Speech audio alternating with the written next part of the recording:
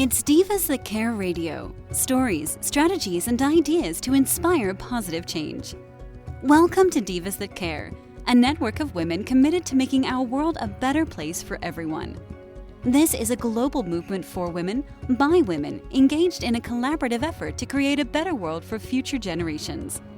To find out more about the movement, visit divasthatcare.com after the show. Right now, though, stay tuned for another jolt of inspiration. Hello and welcome to the Limitless Coach Success Podcast. I'm your host, Vinay Matharu, and I'm thrilled to embark on this journey with you as a dedicated coach, course creator, consultant. I am having the pleasure to serve incredible women over the decade and through my flagship program, Limitless Coach Success Formula. Now, with this Limitless Coach Success podcast, I am super excited that I am extending the support to broader audience. And here we will explore strategies for unlocking your full potential, navigating the challenges of entrepreneurship, and achieving the success you envision. So check out my podcast host page where I've added a range of incredible free resources designed to equip you with the tools you need to thrive in your entrepreneurial journey. So you are in the right place if you are a seasoned entrepreneur or you're just starting out on your path to success. And what we'll support you to do is really to define what that success looks like and help you to become unstoppable. With that said, I have the huge pleasure to introduce to you a very special guest to you, because she is working with 6 and 7 business owners who have become tired of doing everything themselves. So without further ado, I have with me Georgia. Tell us a little bit about what you do, because I haven't come across many female entrepreneurs that work in exactly your niche, and I was very curious around what it is that you do. I understand your background is actually in recruiting and building teams. And I think bringing this topic to my listeners today is going to be really special, because at some point in our business journey, we really need to think about how to scale, how do we clone ourselves, or how do we manage in our business without running ourselves ragged. And this is exactly what you do. So welcome to the show. Thank you. It's lovely to be here. And it's my favorite topic to talk about. So I'm excited to dive in. So tell us a bit about your background and what made you come to the conclusion you did. Tell us actually what it is that you do exactly. And then tell us your journey as to what made you think, this is something that other people need as well. Yeah, absolutely. So my journey is pretty squiggly, but I would say that I spent probably 10 years, maybe more actually when you add it all together, in the city, working in various different types of businesses. So I actually started in more of a PA type role, working for some really senior people in banking, private equity, but also with some startup environments as well.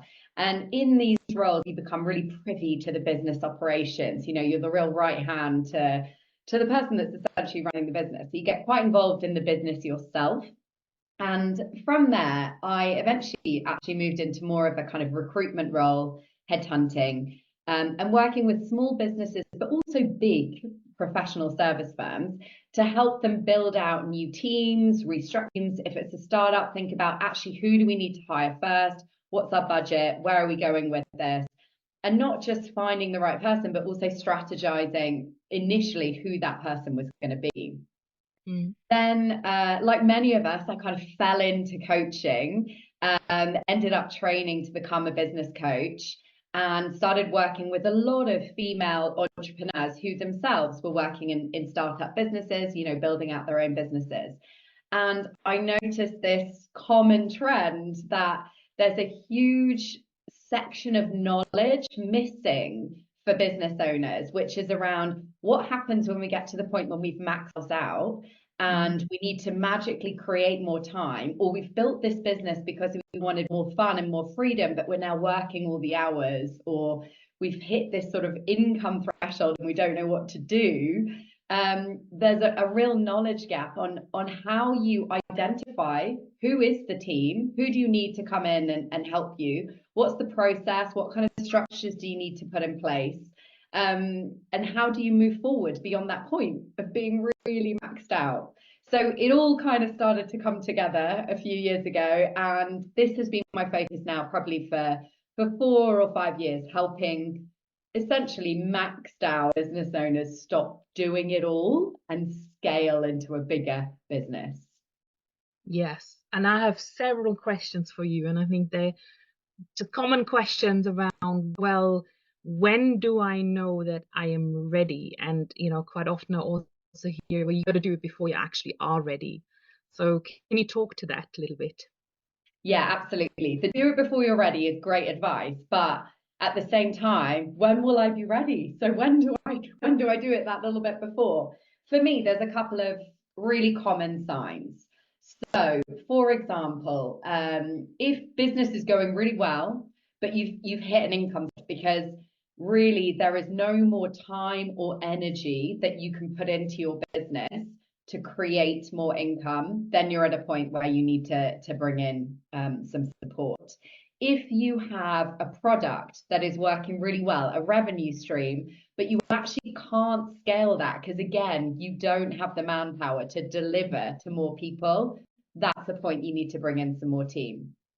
But I would also say, if you're in a position where financially and we all understand this in our businesses, when you first start out, you're saying yes to everything, every client, because you're worried you're not going to have enough money to kind of make the business successful. But eventually you get to a point where you've sort of plateaued, you can pay your bills, maybe you're not rolling in it, but you're also stable. At this point, though, you're starting to notice that you're spreading yourself too thin. You are still perhaps spending time and putting energy into areas of the business that really aren't your skill set.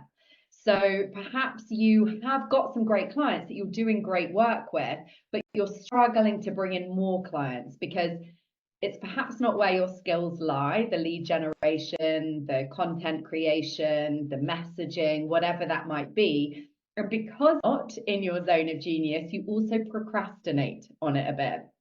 So there's no kind of consistency in terms of bringing in those new leads. So at this point, we're thinking it's not just about supporting us, it's actually where is the bottleneck in my business? What's the area that I really need to now put some attention towards and start to maximize?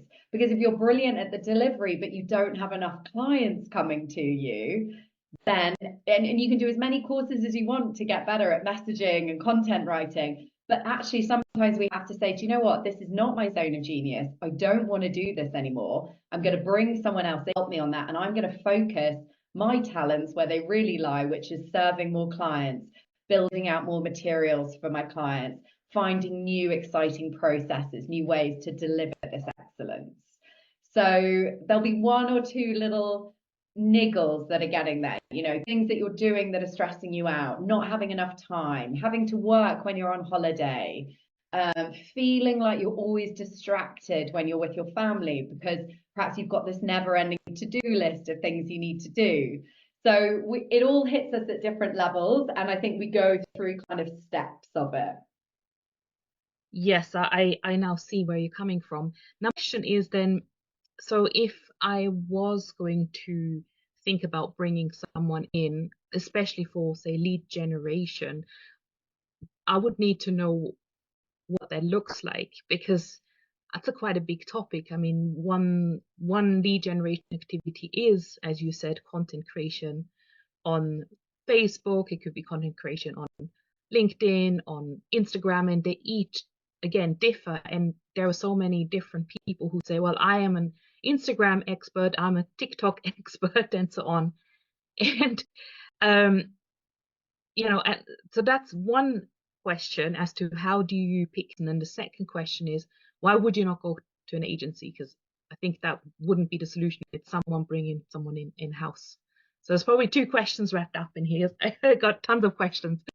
Okay, so there are different ways of thinking about it. So obviously agencies are great and you could go to an agency. I would say even if you're going to an agency, you are still thinking about the process that they're going to provide in the same way you'd be thinking about somebody you're going to hire. You don't just want to go to an agency and say, please, can you fix my social media? Because they might, they could not understand your business and sell you all sorts of things you don't need. And put in different processes that you need. So what I see happening at this point is you've already got to the point where you have established a bit of a process. So perhaps you already have a funnel. You've got a webinar that you've created, but you don't have enough people coming to that webinar. But you understand roughly what you're saying in terms of what's going to attract your clients, but maybe you're just not the best at wordsmithing it together or pulling everything together. So you've got an idea of what your lead generation process is, but it's not refined. Like you're either not great in the numbers, tracking it, you're not great at remembering to do it, the content or post about what you've got, or certain areas like that. So actually you've already got a process that you're just trying to improve, tweak, or refine. So then you might think about that and think, okay, so say, for example, we're really looking at lead generation. We're looking at attracting new people into our world. And the reason that it's maybe going wrong is something around the messaging. So we are perhaps, I say we, the royal we, I'll use myself an example. Imagine that I am just not great at getting that hook that draws people in to then say, yep, do you know what? I want to watch that masterclass. But I know that once people get to the masterclass, think, wow, this is actually so useful. And 50% of them would go on to sign up with me. So what I know is that the bit that I'm struggling with is that messaging bit at the beginning. So then I know that I'm looking for somebody that is really good at creating, like creative writing, that one-liner content side. You know, and perhaps I can still help with pulling together the Canva slides or whatever it might be, but I'm really looking for the text. So it's getting really specific about looking at your own process and seeing where the gaps are, rather than throwing all the toys out of the pram and starting again, just going to an agency and saying, I need more leads. We can definitely be more specific than that. And it's kind of the same with anything you're thinking about bringing in support. Get really specific about what is the outcome that I want from this hire or from this agency. So if you're going to an agency, you're saying, look, I know from experience, because I've been doing this for 2 years, that most of my people come to me via Instagram. So that's where I want to focus. And I know that when I put out posts a little bit like this, they have a great reach. But I also know I could be better at that. Like the way I write it could be better, or my commitment to putting those posts out could be better. So the outcome that I want from either you as an agency or you as an employee is I want 10 new leads coming into my world via Instagram every week and signing up to my masterclass. And I want 50% of those that then watch the masterclass to come through to a sales call. So we've got really specific about exactly what we're looking for. Does that make sense? That is genius, because this is where I think a lot of entrepreneurs are struggling. They get the VA who may not be the best person, the best suitable person to do this job. And then what I also notice is that VAs don't tend to have any targets. And then the question is, can you enforce targets? I mean, as I remember back into my former days in corporate, as a senior manager, I had my targets. If I didn't hit those targets, I would be gone tomorrow. So, you know, what can you say about this space? Can we ask for targets? Should we be bossy enough? Or what is the solution? 100%. This is a massive bugbear of mine, because there are a lot of amazing VAs out there, but it's a little bit like going out and looking for a new house, okay? And just saying, I need a new house. And someone saying, yeah, I have a house. Do you want this one? And then you move in and you're like, hang on, this house isn't right for me, because fancy it's only 2-bedroom family of 10 or something. You know, no thought has gone into it. It's not the right match. So I would always think, if you're hiring a VA, Why are you hiring that VA? What's the outcome of that role? What do you want them to be responsible for? So, for example, perhaps you have lots of amazing clients in your Limitless program, and you really want to make sure that those clients are having a fantastic experience the whole way through through the process. Because not only does them finishing the program mean that they'll get the results, it then also means they're going to leave really happy, telling everyone how you are. They're going to recommend you to other people, and you're probably going to get more referrals in. So if you're taking on a VA to take on the administration around that, the outcome that we're looking for is more happy people leaving the program and recommending us to other people, or recommending you to other people. So therefore, what are the little stages that your VA is looking for in that? Well, they've got to be really good at checking in regularly with your clients to make sure that they're happy, that they don't need any support, that they're working through the modules.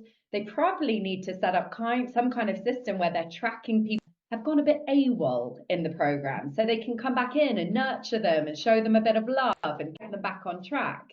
They're also setting up a process of looking for recommendations and referrals as people leave the program.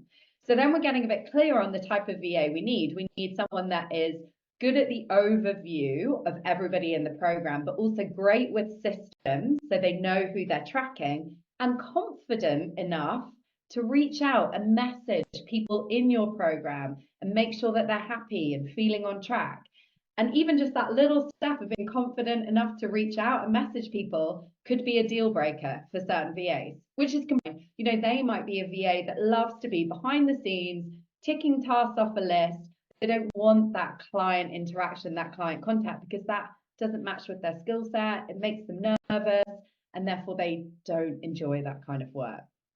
So it's really thinking, I would always start with the outcome. What do I need from this role? And then work backwards. And how do we measure? How does this person that I'm taking on know that they're doing a good job? Because we all want to do a good job. You know, whoever you're hiring, they want to do a good job. You want them to do a good job. So let's be really clear on what a good job looks like. And that's kind of what KPIs are, without having to use the scary analogy of KPI. Mm. But then I guess certainly you will have to have some sort of contract and some sort of agreement, and setting expectations and having those conversations with your VA, because now all of a sudden you are responsible for another team member and you need to step up to become a leader. Absolutely. And, you know, you've got to develop your own leadership style and see what works for you. There are a number of entrepreneurs that I work with that want to scale their teams, but they don't want to manage a team. And that is absolutely fine. But you then need to hire people that are happy to work quite autonomously, have the confidence to come to you when there is a problem, because I'm not leaders that are completely abdicating. They just don't necessarily want to be in a team catch up every day or every week. So then you've got to build really good systems that mean at a glance, you can see how your employee is doing. You know, are they keeping up with those targets or keeping track of those things? And if there's a problem, how are you going to then feed that back? What kind of conversation are you going to have? It's all about the environment that you're creating, and you need to create an environment that actually works for your employee as well. So again, we want to get clear on this before we even hire, so we can have those honest conversations and make sure we're bringing on the right person. Because if there's someone that, you know, really needs a daily check-in and hand-holding, and that doesn't fit with your schedule, because you're, you know, there are actually quite a few business owners I work with that have scaled their business to the point where they're only working a couple of hours a day, if that, and they definitely don't want to spend an hour on a call with someone going through their to-do list and handing over tasks and things like that. So we're working out what level are we hiring at. And perhaps you have to pay more if they're going to be more confident, more self-guided. But if that's the relationship that you want, then you need to understand that in the first place and pay accordingly, to be honest. And that's a really good point, because I've had fairly bad experiences in the past hiring a VA, where I'm quite a process-driven person, just from my background, as I came from corporate, and I was a process manager. So I think it was almost next question was going to be, do you think people should actually be starting to write down their processes as they are scaling and as they're growing? I think that the answer will be yes, as now, you're thinking maybe bringing someone on. And when you talk about hiring, I don't think it needs to be like a full-time employed person. It could No. be a hybrid, or it could be someone freelance that you pay on an hourly basis, isn't it? Yeah. Right. Yes, but I would go through the same process, because anyone you're bringing into your business is becoming important to your business, whether they're doing 3 hours a week or they're full time. If you're bringing someone in to do 3 hours of copywriting a week, you still want that to be excellent copywriting that is completely relevant to your business. So it's still you still have to go through the same process of making sure that they're the right fit, that they understand your brand, that they can work in a way that works with your working style, that everybody's happy in terms of time frames, like how much hand holding do they need, what do you need to think about beforehand. And what I would always do anytime you're bringing on someone, you're handing over the responsibility for the outcome, and then you're asking them to start documenting their processes. So say, for example, you do bring on a copywriter or a social media expert, and they're doing 5 posts for you a week. It would be amazing if they have documented that into SOPs somewhere in your system, so that if that person then does move on, or they're away for 3 weeks or something like that, somebody else can literally step in and pick up exactly where they've left off and be like, okay, I've got the step-by-step instructions, I know exactly what to do, I've got the logins. This is where we store all the videos that we can reuse, or the pictures, or these are the different ideas, or these are our pillars that we work from, whatever it might be. So we're building a really solid system. And actually, this links to, I know when we're starting our businesses, we think maybe we'll be in them forever, or, what's going to happen. But if you are a service-based business, so if you're a coach, you have to start thinking about how you clone yourself and how you build those processes, because unless you want to stay in this business forever, your business becomes invaluable as soon as you step away from it. You literally are the business.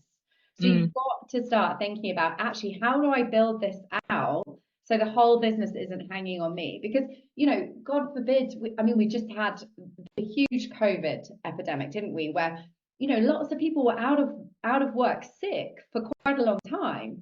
So if you are the whole business and your family's fairly reliant on on your coaching business, and you have to take a long period of time off, what happens then?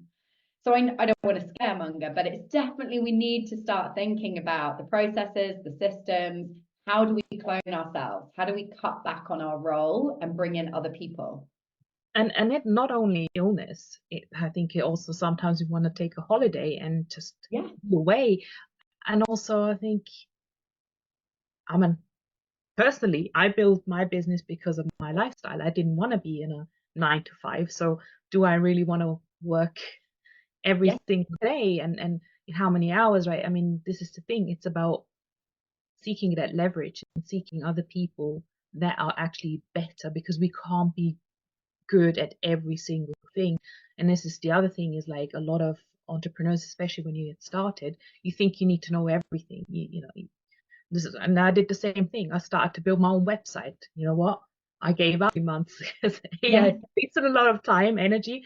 I didn't know how to build websites at that time. Now, of course, software has evolved, but that was over 10 years ago when I started. I just couldn't do it, and it just was a mess. So that in these instances, I then went back and hired a web designer, and then they did. After 3 weeks, I had a functioning website. So these are just learnings that, maybe you want to go through it, but maybe not. And this is exactly. I want to share all these stories because they are war battle stories. I agree. Yeah. And often I think people say, well, when you start a business, you've got to do it all. Well, that's their frame of reference. That's their friend that started a business that maybe didn't have any money to invest in the infrastructure, like a website or this or that or the other. It doesn't mean that you have to be the same. And I think, but equally, we don't need to invest in everyone as well. I think it's, it's a really good trait to learn the different parts of your business, have an understanding of it, but you don't need to stay in those areas forever. If they're not your expertise, as you said, bring someone in who's better, you know? And I think sometimes that can feel awkward for us as well, to bring someone in and be like, yeah, so actually it turns out I'm not great at this. So And then you're especially better. when they're starting to ask you awkward questions, and they help you clarify your own goals and your own message that you Yeah, haven't really thought through very well. So yeah, it can be really refreshing as well.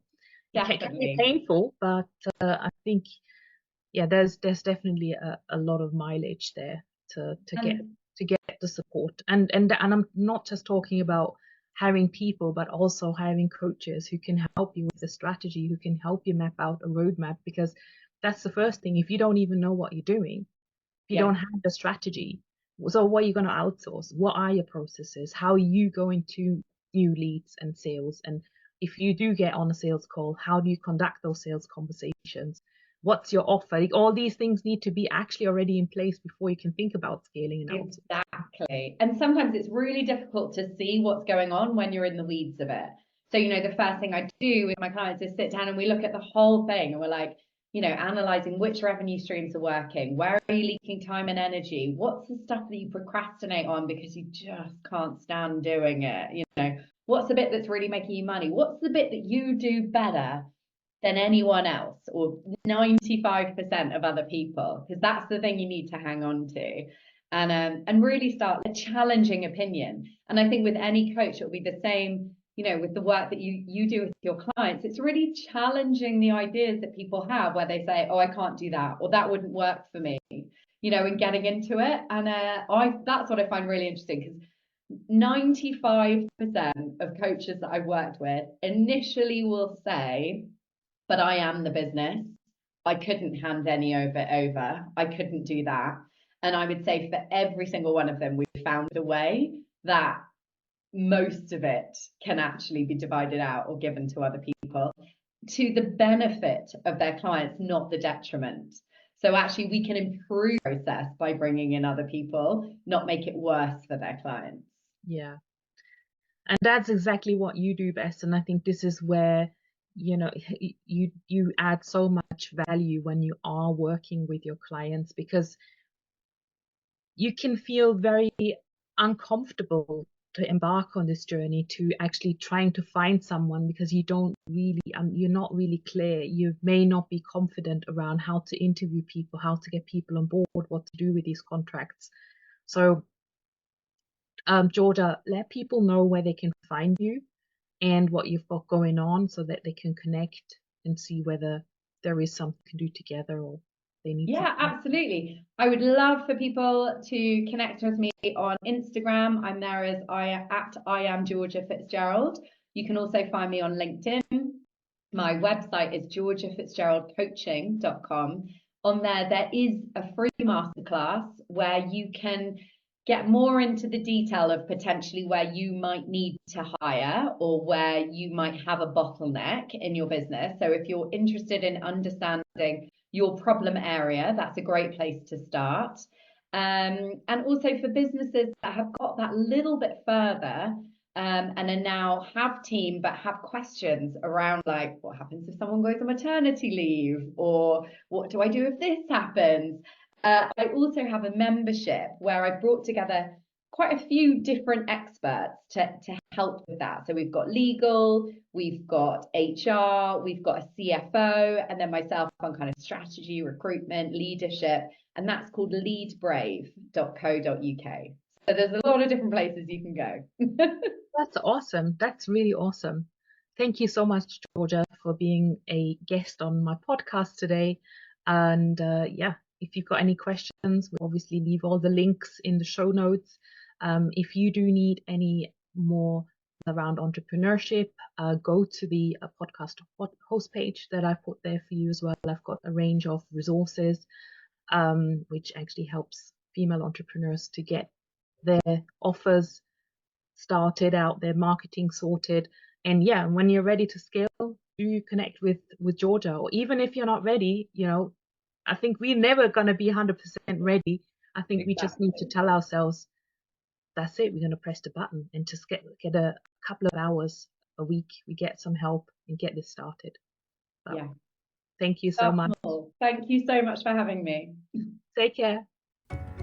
Thanks for listening. This show was brought to you by Divas That Care.